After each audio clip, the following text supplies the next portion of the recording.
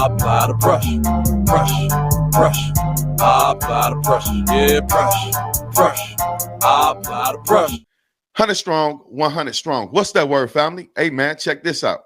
Imagine that you're living in America and you got that entrepreneurial spirit and you decide to open up your first brick and mortar, right? A lot of us already do that type of stuff. A lot of us are entrepreneurs, but it's just the next level when you open up a building that's dedicated to your business. All right, so you start getting customers, word around the neighborhood is starting to come back to you. Hey, I heard from Miss Ann that you got the best items that I can buy, and I feel proud to support you because we know that you're a mom and pop local business that's only trying to build a little bit of generational wealth for you and your children so your children won't have to work as hard as you. That's the American dream, right, ladies and gentlemen? But that American dream can turn into an American nightmare, and that's exactly what happened to this couple that I'm about to show y'all. So check this out, and I'll be back later with more news and commentary.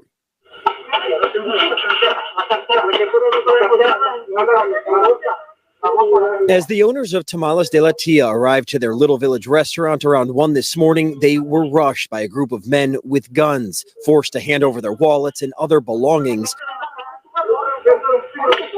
The wife says her husband was hit in the head before they rummaged through the family car. He grabbed my husband by the neck and put the gun on his head.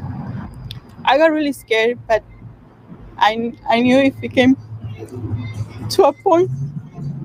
Yesenia, who's still shaken, asked to conceal her face and doesn't want to use her last name. She says the men forced them inside the restaurant. And they made me open the cash register, and one of them started taking the money. Then they got upset because it wasn't enough money. So he started hitting me on my shoulder and my head. That's when Yesenia and her husband were kidnapped. She says they were driven to several ATMs and forced to withdraw money, which she calls the longest half hour of her life. You said that they were threatening to kill you. They were trying to kill me all the time. They never removed their guns from our faces. They made us pull our head down. Like one of them kept pulling my hair to go down.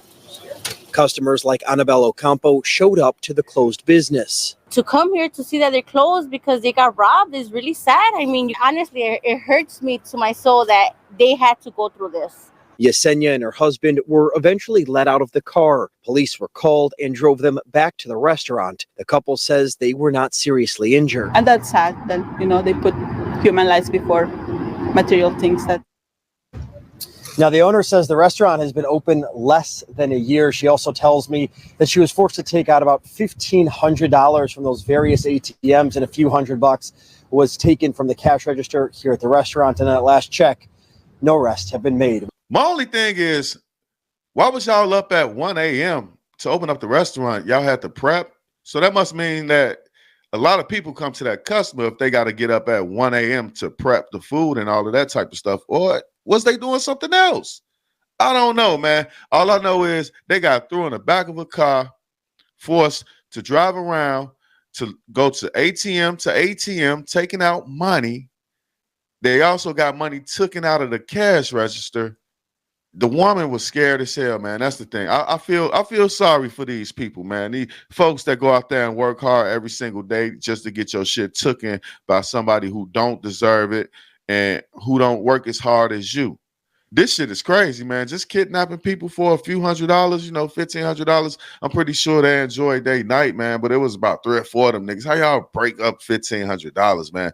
And when y'all get caught, because, oh, yeah, they gonna catch y'all. If you don't know Little Village in Chicago, it's a tight-knit community, man.